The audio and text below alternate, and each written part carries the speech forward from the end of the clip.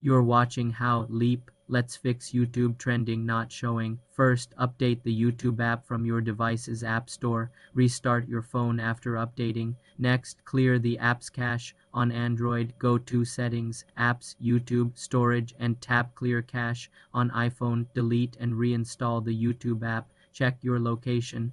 Settings. The trending tab is customized by country. Ensure your YouTube and device location settings match your actual country. In the YouTube app, tap your profile, then Settings, General, and check Location.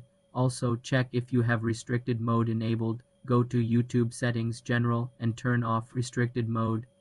Finally, try accessing YouTube trending on a computer browser to see if it's an account or device-specific issue.